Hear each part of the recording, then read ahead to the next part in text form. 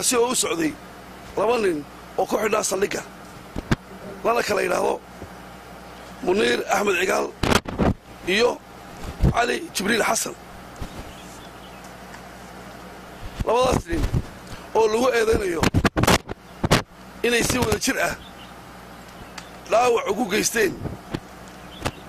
dhibane jaamac cilmi siciid loo yaqaano aqoon-yahan jaamac jiir waad ka arkayseen warbaahinta iyo baraha bulshadaba isagoo gacantu jaban tahay ilkuhuna ay dhigayaan iligna ka dhacay cid walbana sharciga ayaa ka sarreeya sida uu qabo qodobka 3aad ee xeerka ciqaabta guud kaasoo ka hadla waxa la yidhaha layguta oo micnaheedu yahay in sharciga loo siman yahay oo cid guddoomiyahana maqaamkiisa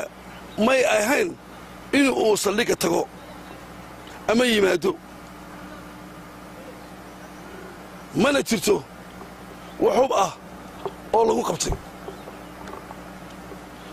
wax hub ah oo lagu qabtay iyo aflagaado loo geystay midnaba waxaana marmuuqjir cadow ah goobtaa inuu joogay talixiinka ciidanka booliisku sidoo kale waxa ayaan dara ah in shalay niman xilal culus ka hayay dalka ama qaranka u hayay somalilan in ay saldhigyada yimaadaan oo ay had iyo jeer ciidanka la murmaan taasina waa mid ayaan dara ah oo aad iyo aad loola yaabo waxaan leeyahay war hala kala saaro siyaasadda iyo sharciga labadaas nin wax siyaasad ah oo xidhnayeen ma jirto sharciga ayay u xidhan yihiin waxaana lagu eedaynayaa dembiga ay galeen baa lagu eedaynayaa labadaas nin ee ku xidhan saldhigga kiiskooda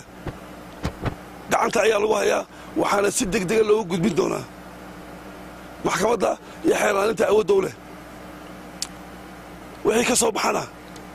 dib ayaanu ka soo sheegi doonaa haddii ilaahay yidhaahdo dad bay dhaawac u geysteen waxay la mid yihiin maxaabiista xidhan oo kale la mid yihiin kiiskooda waa la baarayaa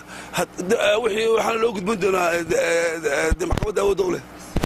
waxaa kaloo jirta niman warbaahinta oo yidhaahda maxaa taliya ciidanka ayaan weynay war taliyaha ciidanka booliisku annagu noo igmaday oo afhayeenkii ciidanka booliiska ah ciddii war doonaysa ama wax u baahan in loo